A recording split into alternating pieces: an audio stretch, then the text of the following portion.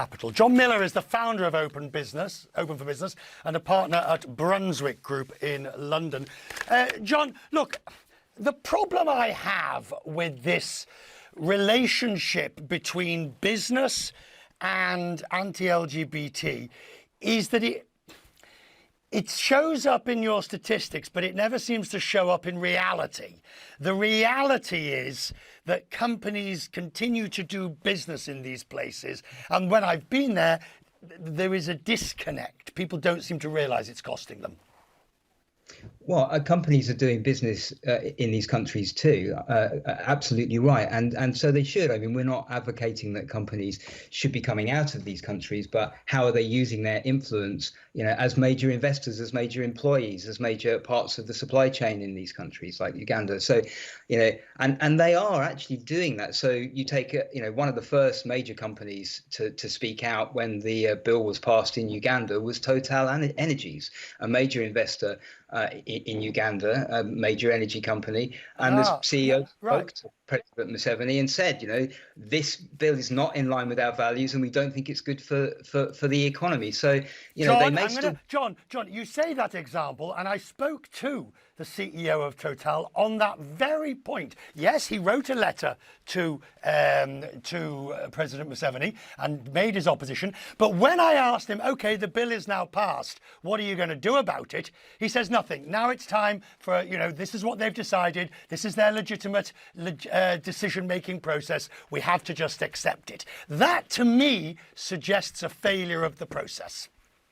Well, I mean, there are a couple of things there. First of all the companies and many of the companies that we work with in Open for Business have, operations in Uganda, offices in Uganda. They are all asking themselves now, how do we take care of our employees there? But of course, changing a law is a long process.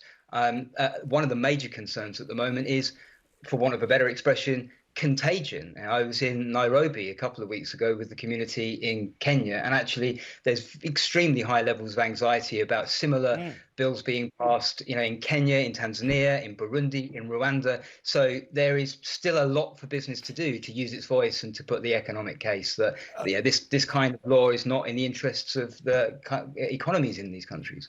I don't think these economies or these governments appreciate the reality of what you're saying, in a sense that you come and say, look, the numbers here show that this suffered by 1.2% or that this suffered by 3% or whatever. But they say, yeah, but those companies are still here. They will still do business. They will still employ people. We can pass this law with impunity. Well, I think there's a concerted sustained global campaign by a kind of unholy alliance of conservative, populist politicians and fundamentalist Christian religious groups that are pushing this agenda. In reality, policymakers, in countries like East Africa and across Eastern Europe and in many parts of, Southeast Asia, are not making evidence-based decisions about, what's good for the livelihood of their citizens, what's good for their national economy. They're making decisions based on extremist, populist ideology. And the data's there, I mean, you've referenced the work that we did in Kenya, and similar logic applies to Uganda. If you want foreign direct investment, if you want tourism, if you want, to stop the brain drain, if you want to cultivate a culture of entrepreneurialism, of enterprise, you need to be an open and inclusive society. Can I just ask you finally, at what point does Open for Business, at what point, Jon, would you say a company says, you've done this, we're going to pull out? We're going to we're not penalising you. You have a right to do what you want, but we have a right to hold our values too. We're going to pull out. We're going to disinvest. We're going to leave.